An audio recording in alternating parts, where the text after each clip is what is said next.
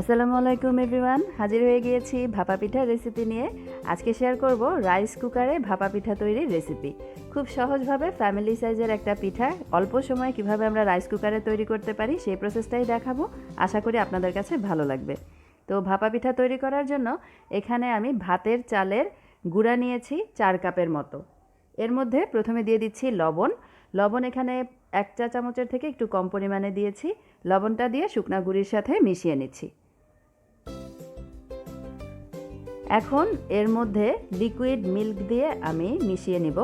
1.5 কাপের মতো liquid milk নিয়েছি। গুঁড়িটার মধ্যে অল্প অল্প করে দিব আর সুন্দরভাবে গুঁড়ির সাথে মিশিয়ে নিব। এমনভাবে লিকুইডটা অ্যাড করতে হবে যেন সবগুলো গুঁড়ির মধ্যেই লিকুইডটা মিশে যায়। এতে করে কিন্তু সিদ্ধ হবে সুন্দরভাবে। যখন আমরা পিঠাটা তৈরি করব তখন যেন সুন্দরভাবে সিদ্ধ হয়, সেই কারণেই কিন্তু পারফেক্টভাবে লিকুইডটা মিশানো অনেক বেশি জরুরি। আপনারা যদি দোকানের কেনা শুকনা চালের গুঁড়া ব্যবহার করেন সেক্ষেত্রে কিন্তু লিকুইডের পরিমাণ একটু বেশি লাগতে পারে। আর চাইলে এখানে পানি দিয়েও কিন্তু আপনারা কাজটা করতে পারেন, আবার চাইলে এরকম দুধও মিলিয়ে নিতে পারেন। দুধ দিয়ে করলে যেটা হয় খেতে বেশি টেস্টি হয়। যখন মুঠ করলে দেখবেন মুঠের মতো এরকম হয়ে আছে, তখনই বুঝতে হবে যে পারফেক্টভাবে লিকুইডটা মিশানো হয়েছে। লিকুইডটা সুন্দরভাবে মিশিয়ে নেওয়ার পরে আমি একটা ছিদ্রযুক্ত ঢাকনার সাহায্যে এটাকে চেলে নিচ্ছি। আপনারা ছোট ছিদ্রযুক্ত যে কোনো ধরনের চালনির সাহায্যে কিন্তু এভাবে গুঁড়িটাকে চেলে নিতে পারেন। তো ছোট ছিদ্রযুক্ত চালনি ব্যবহার করার চেষ্টা করবেন, কারণ চালার পরে যতটা ছোট দানাদার হবে গুঁড়িটা, পিঠাটা তৈরি হয়ে যাওয়ার পরে কিন্তু দেখতে ততটাই সুন্দর হবে আর খেতেও অনেক বেশি মোলায়েম হবে। তো এইভাবে করে আমি সবগুলো গুঁড়িকেই চেলে নিব। আর এরকম দানাদার হবে, এই যে দেখিয়ে দিলাম একটু, আশা করি আপনারা দেখেই বুঝতে পেরেছেন। তো সবগুলো গুঁড়ি চালা হয়ে গেছে। আর ওইদিকে আমি কিছু নারকেল কুড়িয়ে নিয়েছিলাম, ফ্রেশ নারকেল নিয়েছি। আপনারা চাইলে দোকানের কেনা নারকেলটাও ব্যবহার করতে পারেন। এখন যেটা করব, নারকেলের থেকে অর্ধেক পরিমাণে নারকেল আমি এই গুঁড়ির সাথে মিশিয়ে নিব। আর কোরানো নারকেল এখানে আমি 2 কাপের মতো ব্যবহার করছি। অর্ধেকটা নারকেল গুঁড়ির সাথে মিশিয়ে নিব আর বাকি অর্ধেকটা আমি লেয়ারের মধ্যে ব্যবহার করব। আর খেজুরের গুড় তো অবশ্যই লাগবে, কারণ ভাপা পিঠার মধ্যে খেজুরের গুড় দিলেই কিন্তু খেতে বেশি সুস্বাদু হয়। এখন যেটা করেছি, আমি একটা সুতি কাপড়কে ভিজিয়ে তারপরে নিংড়ে নিয়েছি আর রাইস কুকারের মধ্যে যে ছিদ্রযুক্ত বোলটা থাকে সেটার উপরে বিছিয়ে নিলাম। আর 1 লেয়ার আমি গুঁড়িটা দিয়ে দিচ্ছি। অর্ধেক পরিমাণ গুঁড়ি দিয়ে আমি লেয়ার করে নিলাম। আর মাঝে আমি এখন দিয়ে দিব খেজুরের গুড়, ছোট ছোট টুকরা করে ভেঙে নিয়েছিলাম, সেটা দিয়ে দিচ্ছি। আর গুড়ের পরিমাণটা যার যার স্বাদের উপরে, আসলে যে যেমন মিষ্টি খাবেন সেই বুঝে আসলে গুড়টাকে অ্যাড করে নেবেন। আমি এখানে প্রায় 1.25 কাপের মতো গুড় ব্যবহার করছি।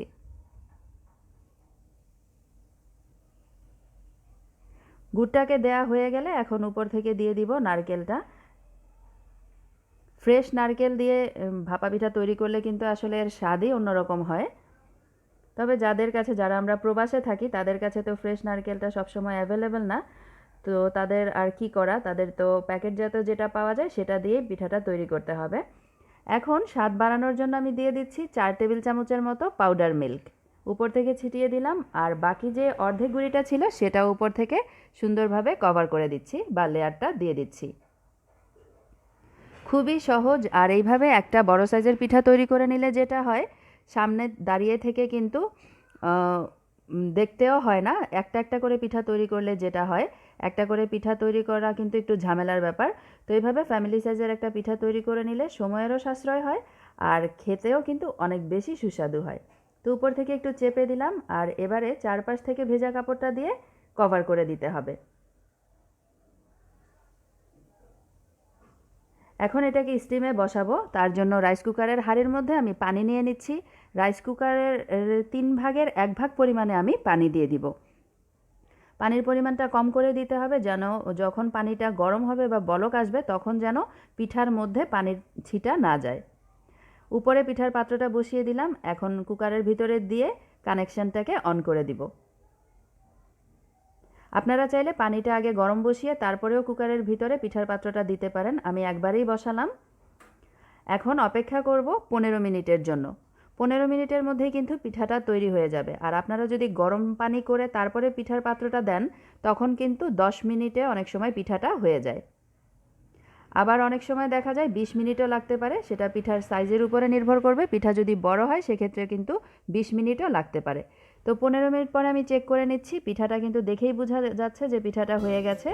আর খুব সুন্দর একটা ফ্লেভারও ছড়াবে পিঠাটা হয়ে গেলে। আর খুব সাবধানে এখন আমি কুকারের ভিতর থেকে পিঠাটাকে বের করে নিচ্ছি। শীতের সময় গরম গরম ভাপা পিঠা খেতে তো অনেকেরই খুব পছন্দ, আর খেতেও অনেক বেশি ভালো লাগে, তাই না? তো এইভাবে খুব সহজভাবেই কিন্তু আমরা পিঠা তৈরি করে ফেলতে পারি। দেখলেনই তো কত সহজভাবেই তৈরি হয়ে গেল দারুণ সুস্বাদু ভাপা পিঠার রেসিপি। এইভাবে তৈরি করে দেখবেন, কথা দিচ্ছি আপনাদের কাছেও অনেক বেশি ভালো লাগবে। তো অন্য একটা প্লেটে আমি পিঠাটা তুলে নিলাম আর কাপড়টাকেও সরিয়ে দিলাম। এখন আপনাদেরকে একটু কেটে দেখাবো যে ভিতরটা কেমন হলো। আশা করি দেখেই বুঝতে পেরেছেন যে কতটা পারফেক্ট হয়েছে। আপনারাও এই প্রসেসে পিঠা তৈরি করে দেখবেন, আপনাদের পিঠাটাও এরকমই পারফেক্ট হবে।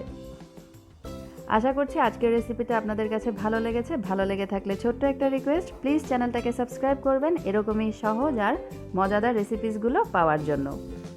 তো সবাই খুব বেশি ভালো থাকবেন। কথা হবে পরের পর্বে নতুন অন্য কোনো রেসিপি নিয়ে। সে পর্যন্ত আল্লাহ হাফেজ।